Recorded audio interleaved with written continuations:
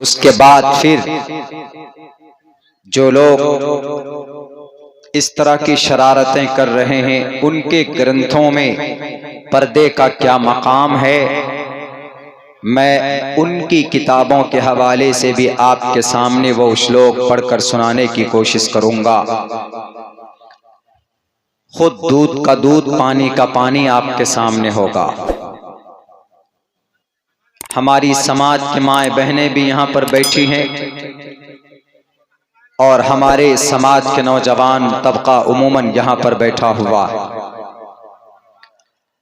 अभी आप लोगों ने देखा कि एक बहुत ही दूसरे नंबर का मालदार स्टेट भारत का कर्नाटका, वहां एक प्राइवेट कॉलेज प्री इंस्टीट्यूट में कुछ मुस्लिम बच्चियों को जो वहां पर तालीम हासिल कर रही थी, बुर्के में जाती थी, अपनी पूरे सर से पैर तक मुशर्रा लिबास था उनका, तो वहां के अथॉरिटी ने, वहां के administration,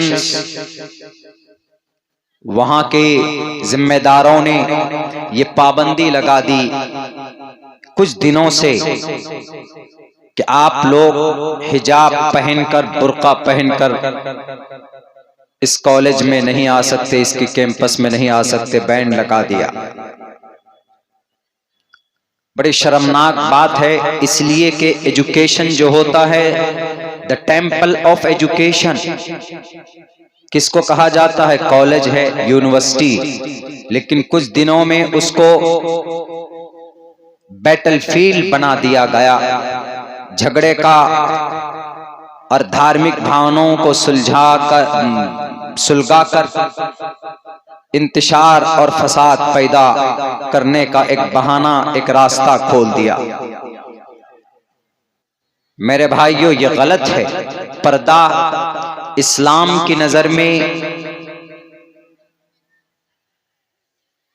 it is not the fashion of cloth but it is a sign of modesty.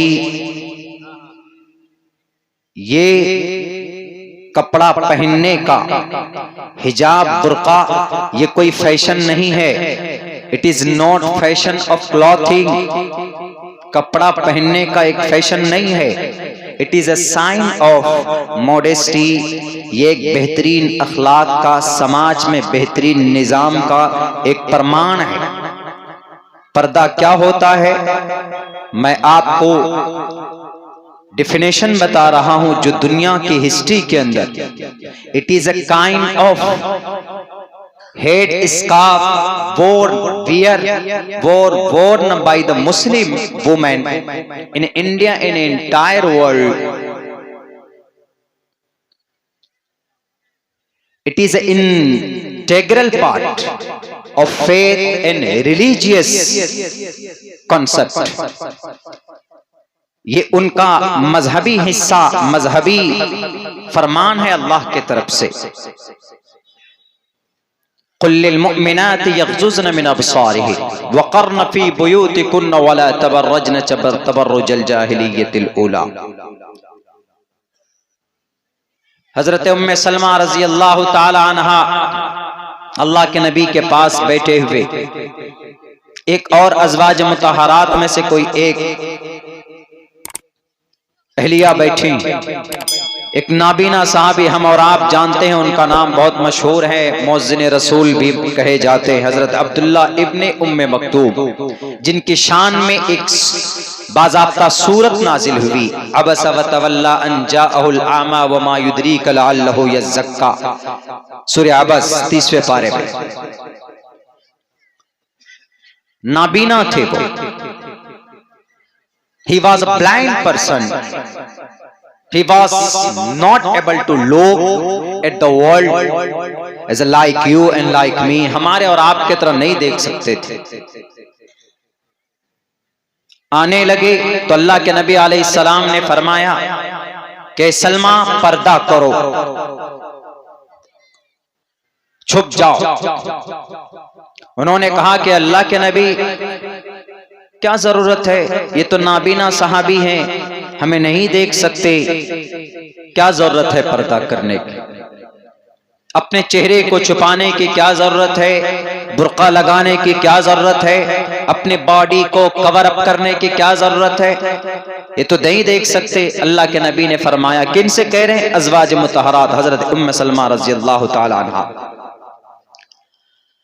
उन्होंने कहा वो नहीं देख सकता है, लेकिन तुम देख सकती हो उसको, तुम तो देख सकती हो।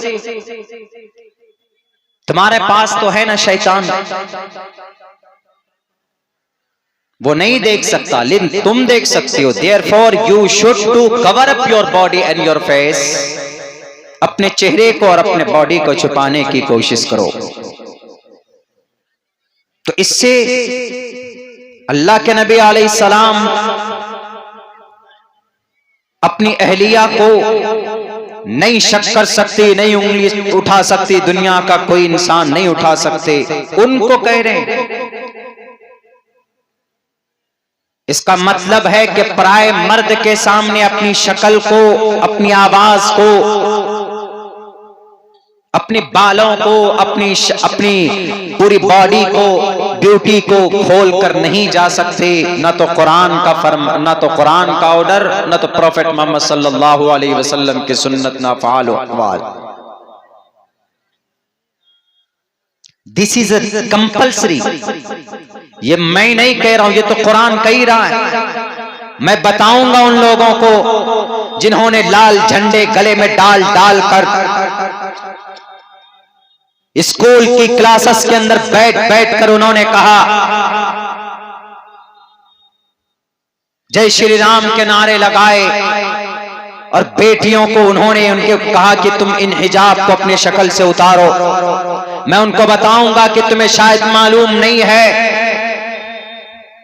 Fatima Bashir versus CBSE case को जाकर पढ़ो। सन 2015 के अंदर, सन 2016 में जो केरला हाई कोर्ट का जो फैसला, मैं बताऊंगा आपके सामने कि जाओ AIIMS all India institute of medical science के उस हारे हुए केस को देखो जिस पर उन्होंने मुंह की खाई और हमारी समाज की बेटियों ने केस को जीता हिजाब के ऊपर। डायरेक्ट ये फैसला है केरला हाई कोर्ट का, साफ लफ्जों में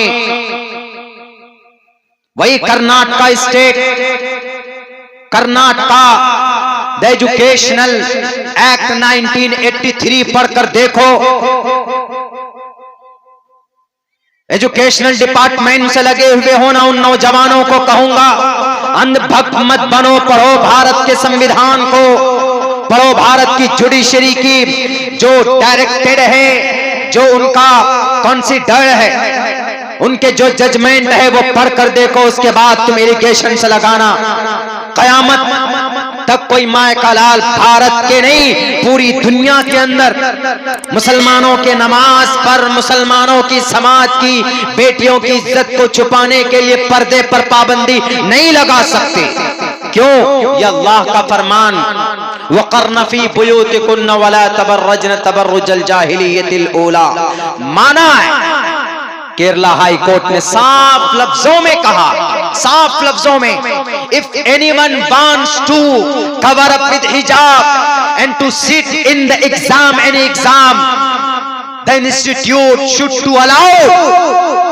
अगर कोई इंसान, अगर कोई तालिब इल्म, अगर कोई बच्चियां समाज की अगर पर्दे में रहकर, अगर बुर्के में मलबूस होकर एग्जाम में बैठना चाहे, the institute should allow to sit in the exam, in the entrance exam।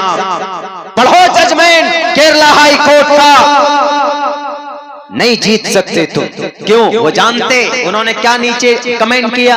उन्होंने लिख करके कहा, उन्होंने कहा कि ये this is an integral part of Islam, ये इस्लाम का एक लाजमी हिस्सा।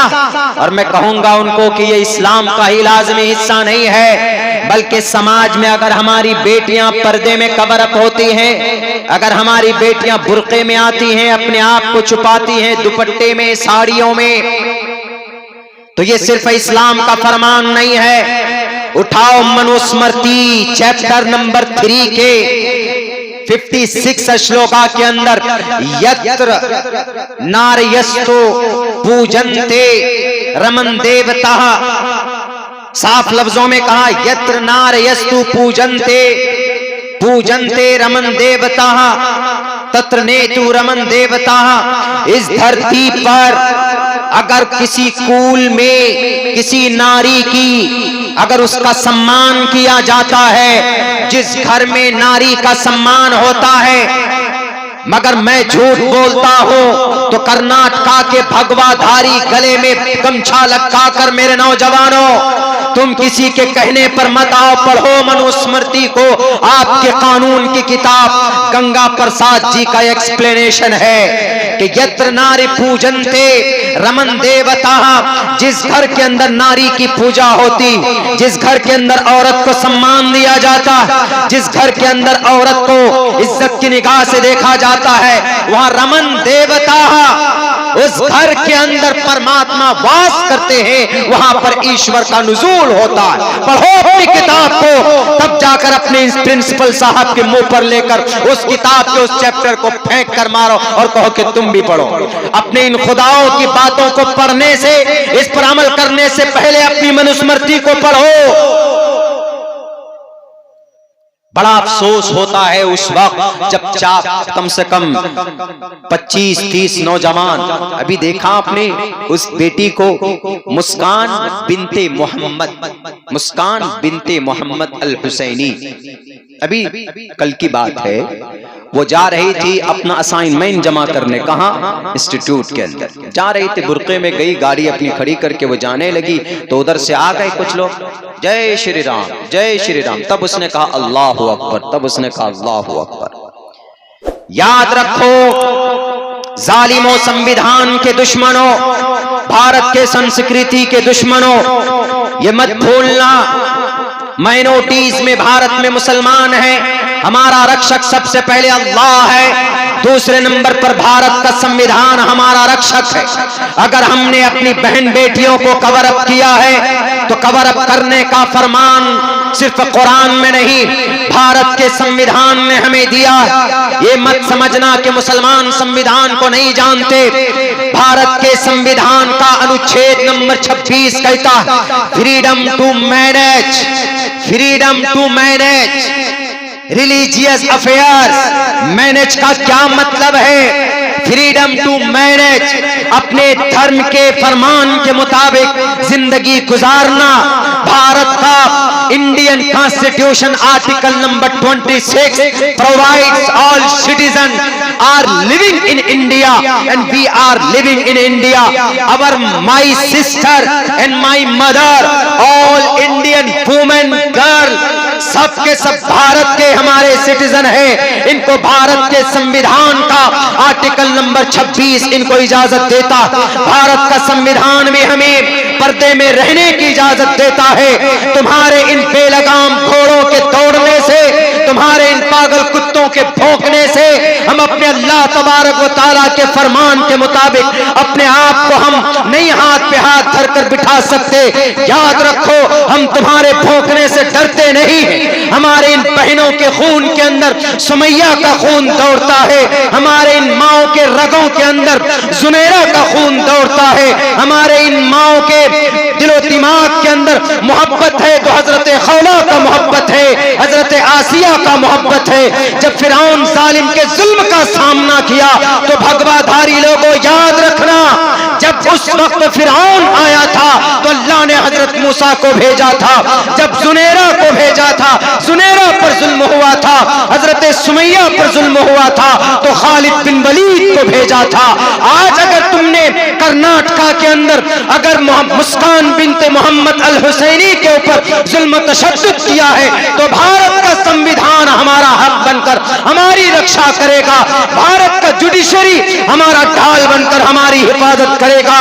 और हिंदुस्तान के भगवाधारी लोगों, हिंदुस्तान के हिंदुत्व एजेंडे पर अमल करने वालों, you are not able to success in this world in India. Bharat में तुम कामयाब नहीं हो सकते, इसलिए कि शराब का नशा जब तक तुम में है तो उस वक्त तुम पागल कुत्तों की तरह भारत माता की जय, जय श्री राम के नारे लगाते हो तो वह अल्लाह तबारक व तआला ताकतवर है, तुम जालिमों को नेस्त नाबूद करेगा इंशाअल्लाह। तुमसे पहले जालिमों का खात्मा हुआ, तुम्हारा भी खात्मा होगा, क्योंकि तुम मुल्क को खत्म करना चाहते हो, मुल्क की सालमियत को खत्म करना चाहते हो। उठाओ ना भारत के संविधान का article number 14, article number 14 provides to cover up, Bharat के संविधान का आर्टिकल नंबर 14 परमिशन देता, आर्टिकल नंबर 25 परमिशन देता, आर्टिकल नंबर 26 परमिशन देता, आर्टिकल नंबर 28 परमिशन देता, आर्टिकल नंबर 27 परमिशन देता, आर्टिकल नंबर 30 परमिशन देता। किस किस को मिटाओगे? भारत माता की जय बोलने से पहले, जय श्री राम का नारा लगाने से पहले हम उन नौजवान साथियों से कहेंगे कि पहले इन संविधान की इन अनुच्छेद को पढ़कर देखते और तब तुमको अकल और होश आती। हमको यकीन है अगर तुम पढ़ोगे तो तुम गले में पट्टा डालकर हमारी बहन बेटियों का तुम सम्मान करोगे, उनकी बेइज्जती नहीं करोगे।